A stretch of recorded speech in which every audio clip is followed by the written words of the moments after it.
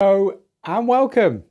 Phil here in the Digital DJ Tips studio, and today we're looking at Rekordbox controllers and also Rekordbox all-in-ones standalones. This is the 2024 update of what we do every year, and the reason for this is that whether you want to use something like this or you want to use something like this, a pro DJ setup that you'd see in a pro DJ booth, you're going to probably be either preparing that music or actually playing from a laptop running Rekordbox. Whether you're preparing or DJing, it's the only software that's got both things built into it. So a lot of people use Rekordbox, and a few things have changed since we last made this video at the beginning of 2023. So that's what we're talking about today. This is a live show, so just after this intro sequence, we're gonna get straight in looking at all our favorites, but you can also ask questions if you're here live. Even if you're not here live, you can ask questions underneath and we'll get to you. But that does mean we want to run our opening sequence to let everyone get in and settle down and get ready for the show. So I'll see you in about 30 seconds time.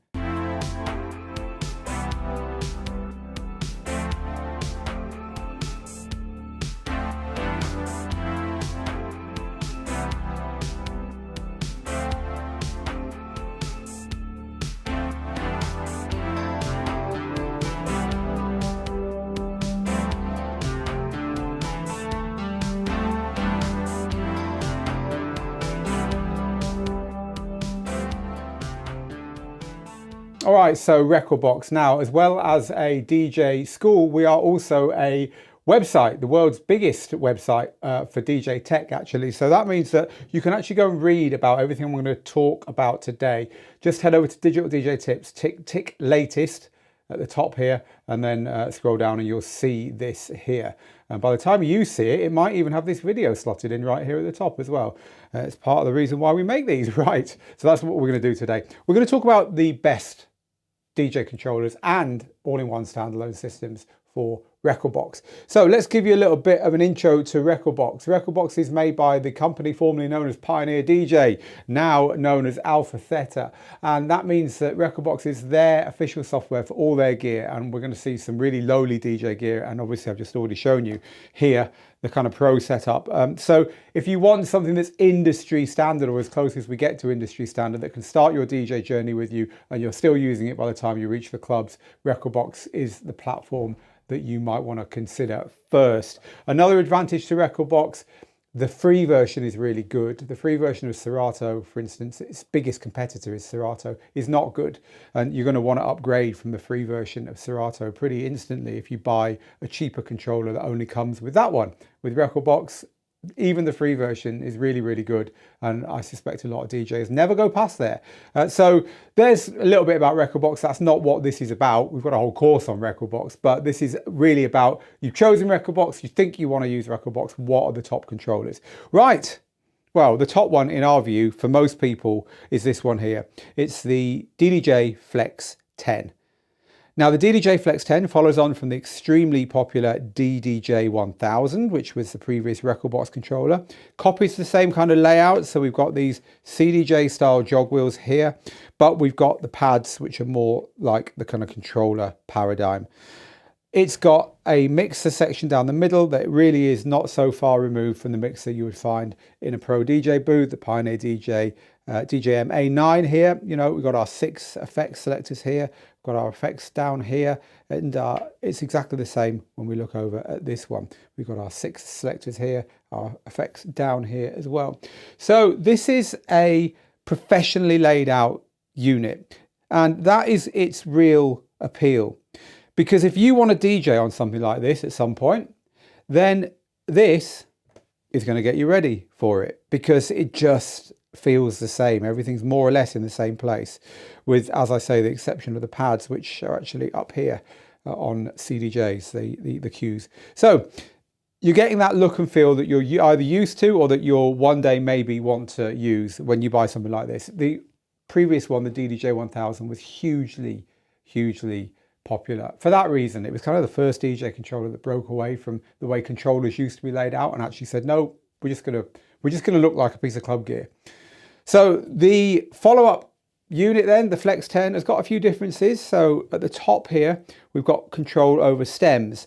So this is what these buttons are here. Also, we've got this new thing called mix point link. And if you are finding this useful, then you're a better DJ than me. I understand it, I know how it works, but you ain't gonna find me using this anytime soon. But anyway, new features built into this that you don't find on the previous DDJ-1000. The FLX10 also has control over lighting. You can actually plug in DMX lights here, and then you can use Rekordbox to control lighting, which is curious and useful and good.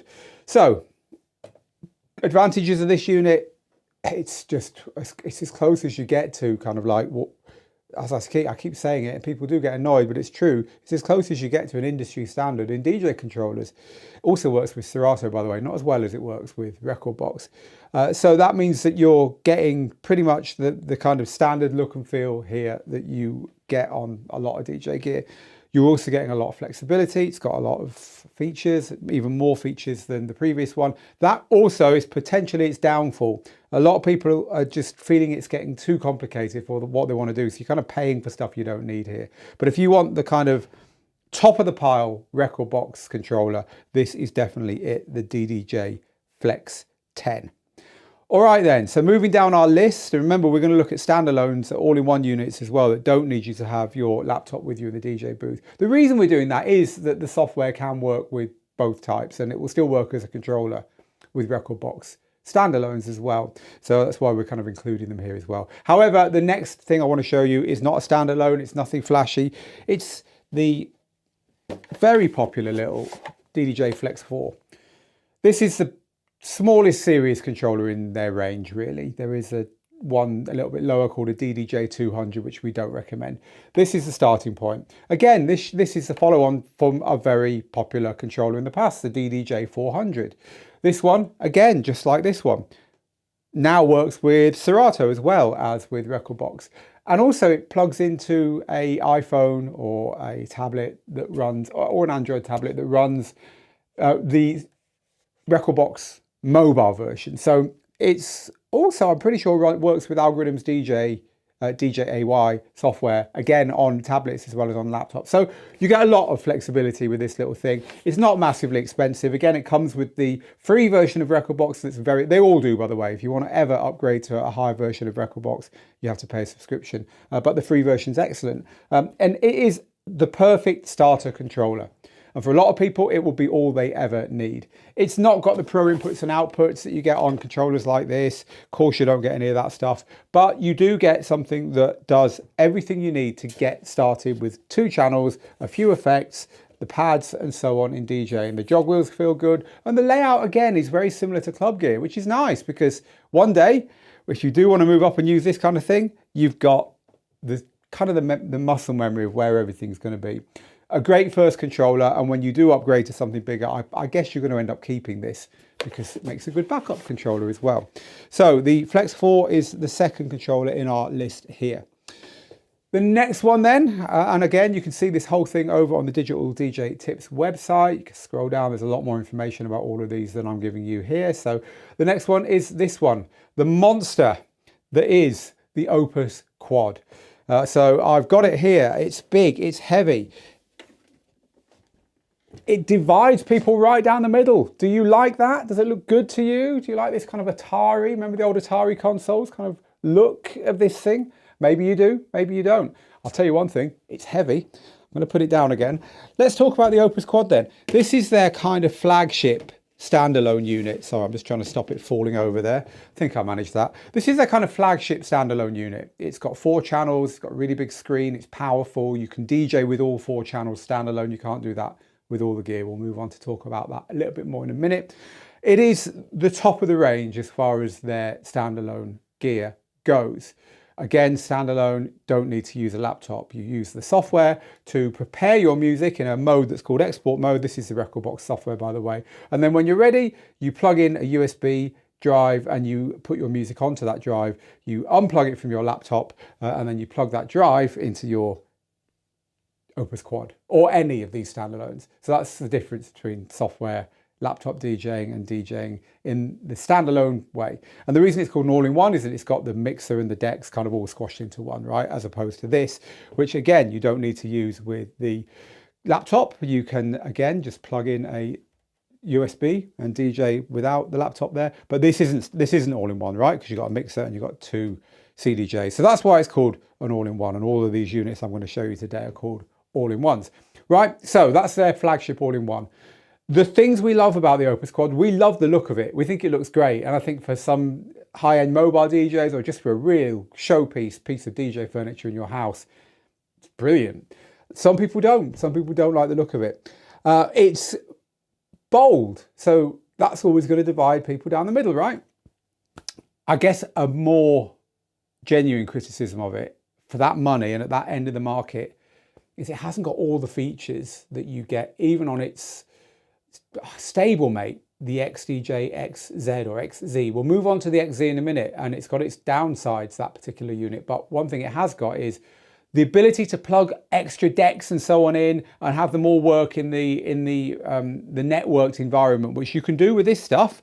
So if I wanted to add extra CDJs, a couple more CDJs here, I could plug it all in, network it all together, and it would all work. However, you can't do that with the Opus Quad. And that is a little bit of a shame. You're stuck with what you've got. I guess they're thinking, you know, the things that it looks great. They don't expect people to want to then just go and plug kind of non-matched equipment into it and stuff. I don't know, maybe I'm being charitable. You'd think it would have had that connectivity. So great if you like what it does. If you want to start plugging extra Pioneer DJ gear into it digitally, you can't do it. But the Opus Quad is a belter, really is. We're big fans of it. Now, another unit that we're big fans of, a far more traditional looking standalone unit, is this one here. And if you've been out in any bars or clubs in your city, I'm going to guess that they quite often are going to be featuring a DJ playing on one of these. It's the RX3. It's still reasonably heavy, but it's a lot lighter than the Opus Quad. It's a more basic standalone unit. So this has got 2 channels. It's got a decent screen, it's quite snappy, faster than the RX2 that came before it. But it's more basic, so you don't get any key shifting, for instance. If you want to use fuzzy key mixing, which is the way we teach you here at the Digital DJ Tips School how to key mix, you can't do it on that. You do it on the Opus Quad, you can do it on this stuff, but you can't do it on that because they haven't fitted it into the unit, which I think is a shame. Key mixing is pretty standard nowadays among creative DJs, right? But apart from that, it doesn't put a foot wrong. It's reliable, it's a workhorse. What it does well. 2 channels, yep, but as long as that's all you want, and let's face it, a lot of bar and lounge DJs, and a lot of DJs anyway, are quite happy with that kind of limitation. It's great. So I think the RX3 hits the sweet spot with cost, size, weight, so portability in general, and features. And yeah, fair enough. I think it should have the ability to match musical key across the decks, but obviously a lot of people don't because it's wildly popular. So that was our next unit then, the RX3. So I said I'd talk about the XDJ-XZ or XZ. It's there. I'm not going to go and get it because I am far too worn out from lifting up all the other heavy ones, and that's the heaviest of the lot. It's huge. It looks like this stuff. It looks like you've got 2 of these next to one of these, butted it all together and put it in one big box. It's an absolute beast, but it's not very powerful. It's only got the power of the little RX3 that we just looked at, nothing else. So if you want to do more than that, you can't. So the Opus Quad beats it, but it's got the connectivity that's missing from the Opus Quad and that is in this gear here. So it's a bit of a weird one. If you're looking for that connectivity, if you're looking for something you can plug anything into, get anything out of, and you're not worried that the standalone features only operate on 2 channels, because like I say, it's just like the RX3, the XDJ-XZ or XZ is a good choice. But if not, you've got decisions to make here. It is curious, isn't it? One thing I do want to tell you though, just before we look at the final one of these standalones, at these all-in-ones, is that they will all work with Rekordbox software. So if you switch your Rekordbox software from this mode here, which is preparing your music, into this mode here, which is performance, now you can DJ on this software. I can DJ on this software now here. But more importantly, you can plug any of these standalone units in and they'll all work like DJ controllers. So that is one way of using all 4 channels on the XDJ-XZ or XZ, because it will work as a DJ controller that way. It's just not powerful enough to work with just the USB drive without a laptop. It's curious, there's a mismatch in their range at the moment. And I think one of the things a lot of DJs got a bit upset about when Pioneer DJ launched the Opus Quad was that they didn't launch the XDJ-XZ2, because that was the one they were waiting for. They wanted the Opus Quad's power and the connectivity and the style and the look of the XZ, but it didn't happen. Anyway, talking about style and look, here's a curveball that they threw in recently. The final one we're going to look at today is this. It's the Omnis Duo, officially from AlphaTheta, as it says on the back. Don't expect to see much more from Pioneer DJ in the future, personally. I think this is going to be the new brand, whatever rumours are out there or aren't out there. Anyway, it's the AlphaTheta Omnis Duo. And this is basically their take on something that, if you're a Denon DJ fan, you might have seen, the Denon DJ Prime Go. Another standalone with a screen in the middle, a little bit smaller than this, but same kind of size. And this has got a battery in it. That one's got a battery in it as well. It's a portable, basically. It's been designed to take anywhere with you. It's got a few interesting new features. There's a Bluetooth feature, so you can control your Bluetooth source with the play, pause and forward and back buttons there. But quite interestingly, you can also play a Bluetooth source into here and it will kind of buffer it. It'll kind of cache it. And when you're ready, you can hit play on here and you can DJ with it as if it were a local file, and it'll carry on loading it in the background. And when it's finished, you've got the track kind of loaded up here. It's easier to actually understand using it than it is to explain it, but it's pretty cool. It's good because if you've ever been asked to DJ off someone's phone, or you've forgotten something, so you want to play it off Spotify or something, well, you can kind of stream it into here in the background, and when it's ready, you can play it. Or you can play it 10 seconds after you've started streaming it in, because you're 10 seconds behind the stream. You ever watch a football stream or something, you know, don't tell anyone, but on the internet where you can't get the game on your normal TV box, so you find some kind of dodgy stream on the internet, it's always 25 seconds behind the real action, isn't it, right? Well, this is kind of the same thing. You can stream a track into there and 10 seconds later you can hit play and it'll work. So yeah, a nice little Bluetooth thing going on there. Apart from that, it's got the same limitation that I don't like on the RX3, no key shifting. This is a brand new unit. Come on, Pioneer DJ stroke AlphaTheta, we need our key shifting. But apart from that, that is a very nice unit. I like the Omnis Duo. It's well built.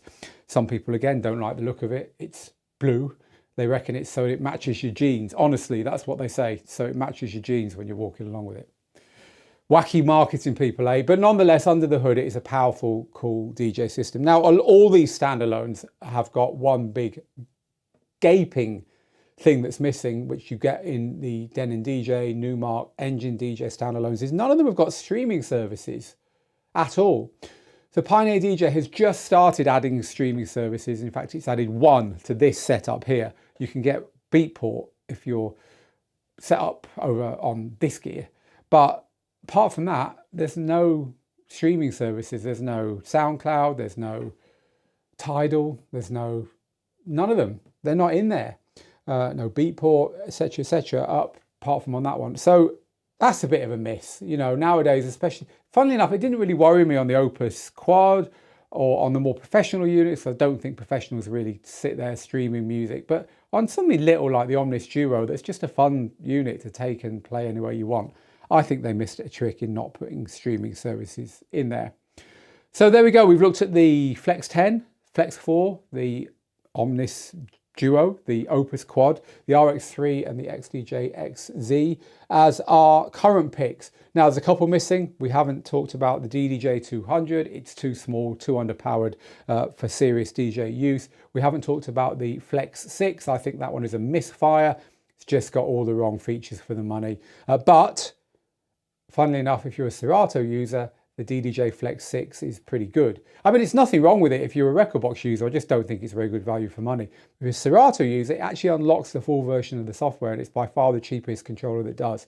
So it's quite good value for money in that respect. But that's what we think. They're our favourites for 2024. You might have noticed they're all made by the same company. There's no such thing as Rekordbox controllers that aren't made by the people who also make the software, because it's not how they roll. And that is another point of difference for other DJ systems. Now it's over to you. Now let's talk DJing together, and let's talk about what you think, what your favorite systems are, what your thoughts are about this stuff. Let's go then. Hello to all of our regulars and locals, so to speak. Kesha, Don, to Mixmaster G, DJ Mamsie and Catherine, Cats Grooves, hello to Baynard, Christopher. Let's go, says Christopher. Hello to Sarah in Barnsley, in sunny Barnsley. Hello again to the Ruckus and Mac and DJ Long G in South Africa. Great to have you all here, people. Right, what have you got to say about Rekordbox? What have you got to say about your favorite units in this range? Peter says, I'm looking forward to a new 2-channel controller with full-size pads and a 10-inch screen and BPM in the platters. So yeah, I mean, this idea, this 2-channel controller idea is not very popular. Just like you want all the features, you better buy a big phone, because there's no such thing as a small phone with all the features anymore. I think they just stopped making controllers with just 2 channels that were really very good, and I don't really know why. Because there is a sweet spot for that. They're more portable, and just because you want something with 2 channels because you never use 4 channels, it doesn't mean you don't want all the pro inputs and outputs and so on. I think there's something about that price range, and I'm sympathetic towards them here, because even here at Digital DJ Tips, even here at the school, this is how we teach people. People say, what do I need to go and buy? I want to take your courses. I want to start DJing. What do I need to go and buy? And what we say is really simple. Look, use any old controller. We don't really care. But if you want us to tell you which one to buy, go and buy the FLX4. It works with Serato and Rekordbox. Works with your phone. Works with your tablet. Works with your laptop. It's not that expensive. It's well made. Go buy this. Right? You're done. Don't think twice about it. And then we say, in a year's time, you might have decided DJ is not for you. Hey, go and sell it. You won't have lost very much. But if you've decided DJing is for you, go and spend 4 figures on something big like this. We don't say go and spend a little bit more on a 2-channel, slightly bigger controller.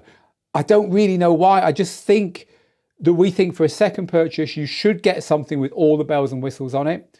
And then it's going to cover you for life, right? You might suddenly decide you need 4 channels. Well, if you spent decent money on a 2-channel controller, then you're stuck. Whereas with this, hey, all right, you're not using those 2 channels as much, but you might do in the future. So even we teach jumping from cheap to expensive without intermediate. Don't know, there is something weird about that.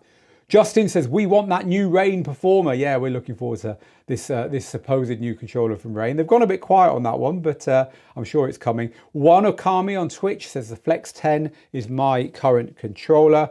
It works great with Serato as well. I actually use it more with Serato, given Serato's higher stem quality. Yes, the stems on Serato work with all these controls as well, although with their controls here, you only get 3, and Serato's actually got 4 stems because it splits the instruments into bass and melody. But they sound better. So here it will kind of combine them again into 3. And you also have some really nice effects here. So you can put the parts of the song through the effects, of the vocal go through the effects and the rest of it not and stuff. So it's nice the way they've done it. And you're obviously enjoying it, One Okami. So thanks for sharing that.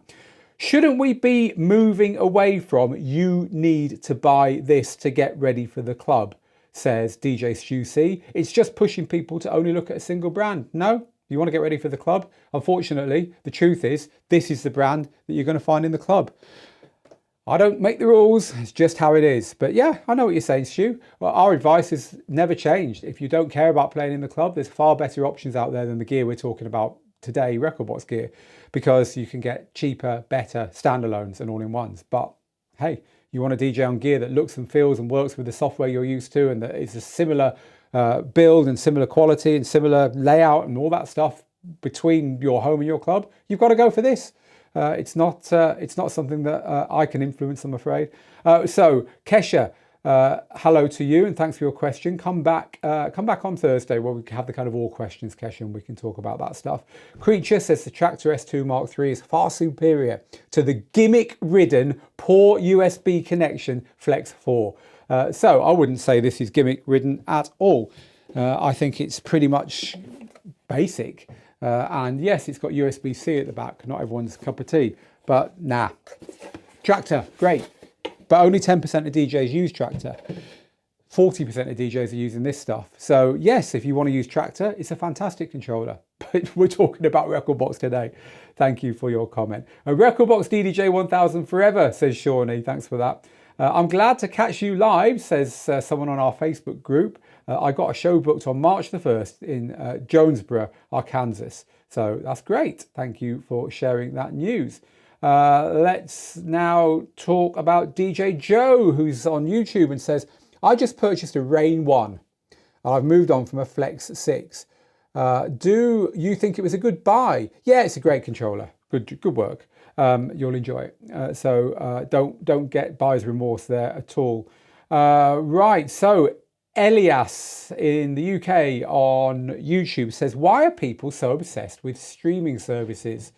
Very rarely does streaming have extended mixes of tracks, for instance, and ones that do have extended mixes and stuff are crazy expensive, such as Beatport. There's loads of reasons why people like to use streaming services inside their DJ software. Personally, I absolutely adore sitting down with an iPad on my knee and a Bluetooth connection in the garden, drink in my hand, friends around, and just chucking on music that we loved from earlier in our lives. I mean, I love it. I love DJing on a little iPad with a streaming service. It's awesome. We can all take requests. One Christmas, we sat with the family doing the same thing. Everyone picking their favorite Christmas song. We did it for hours. It was the centerpiece of our Christmas Eve. Couldn't have done that without a streaming service plugged into a DJ platform. When it comes to being a bit more professional about these things, it's a great way to practice, because you can practice with streaming playlists from your favorite DJs or the top 100 or whatever, and you can play with music and genres and styles that maybe you wouldn't ever buy or touch. So it's giving you the ability to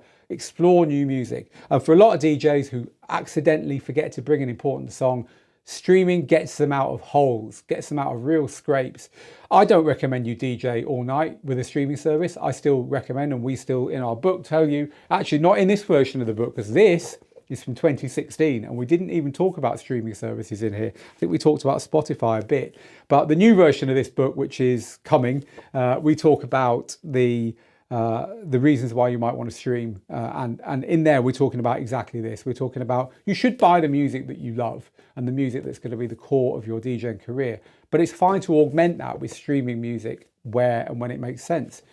There are streaming services that are starting to have DJ edits and so on. Beatsource is one of them, and yeah, they're not designed to replace anything. It's not an either or. I think that's the best way to look at it, Elias. I think they're great. I love streaming services. They've changed everyone else's life in music. Why should we be resisting as DJs? By the way, we have a course called Mixing for Mobile and Wedding DJs, where we teach you to DJ properly using just the radio versions. So you don't need extended versions. We show you how to do it using just the versions that you can find on your streaming service, just to let you know that. I have an RX3, Elias goes on, and it is hands down the best piece of Pioneer gear I've owned. The only reason not to buy it is the risk of an imminent XZ2. Yeah, but you know, buy now what you need now, and don't worry about later. What we need for is Phil to do a Traktor gear review. I fear he's not on the payroll like Pioneer. God, you bore me. You bore me. Sorry, creature with a K. We are not paid by these people. We have courses for Traktor. We have courses for Serato. We have courses for Rekordbox. We review all the gear. We are paid for by you. God bless you, our students. So, creature, we are not on the payroll of Pioneer DJ, and it tires me to hear you talking like this.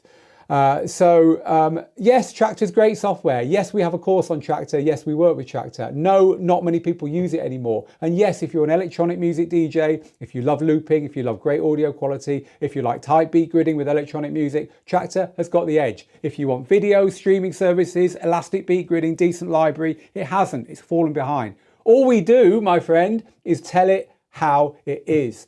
And people get so on their high horses about, oh, you dare to say something bad about my software, or oh, you talk about the most popular platforms more than the least popular ones. It's not all about you, Petal. We talk about what the students want. I'm just having a joke with you, but honestly, it annoys me because we are not here to push anyone's agenda other than to get you to take DJing seriously enough to hopefully learn to do it with our school. All of these videos we do are simply to help you. So look, I'm going to scroll past, as I normally do, comments like that for the rest of this show, so I don't bore everyone else who is on board, but please. Right, so Naomi says, this is a super relevant live for me. I want to upgrade my Flex 4. It's great as a beginner controller, but I do find it a little tricky to practice the color and beat effects. Yeah, they are quite limited on those little units. I'm still debating between the Flex 10 and the XZ because the latter is expensive, but I wonder if it isn't better for me to practice on a standalone. No, I would say practice on this. It's a lot better value for money. It's got the same type of jog wheels. It's got the same layout here. Look, practice on this. It's going to be fine. I don't think you've got a problem there. It's certainly not worth spending extra for a standalone because the difference between plugging in a USB and DJing with this, which you can't do with this, of course, but you could do with the XZ, is not very much. Once it's plugged in and going, honestly, they're very similar. I wouldn't worry about it. I mean, it's always a good idea, Noemi, to get a club to let you practice on their gear first, because you'll realize then that you were worrying about nothing. Honestly, you will. So DJ Sarah says Tractor has Beatport streaming too. It does indeed, but I do love my Denon DJ gear for that. Yes, Denon's way ahead of the game on standalones. They've got all the streaming services plugged in as a starter, so you've got a lot more choice there if that's what you want. Let's grab another comment here that is about something slightly different. Jack says on Facebook says, which one would you recommend for a DJ who's just retired, who now just plays at home for family and friends gatherings? Thanks, Phil. Actually, I wouldn't recommend any of these. I would recommend, and I don't know what we've done with it. Here it is. I think just to have at home for family and friends, and I'm going off message here for today, this is the one to go for. The little Mixstream Pro Go from Numark. It's just a brilliant unit. It's got pretty good built-in speakers. It's got all the streaming services. It's powerful. It's got Wi-Fi, so you don't need to bother trying to plug all that stuff in. And you can teach a 10-year-old to use it. And I know, because I did. My daughter DJ'd on this at her end of year party, God bless her. I think the little Mixstream Pro Go, and it's got a battery built in as well. I think the Pro Go is a great little casual unit for anyone. Certainly one to consider.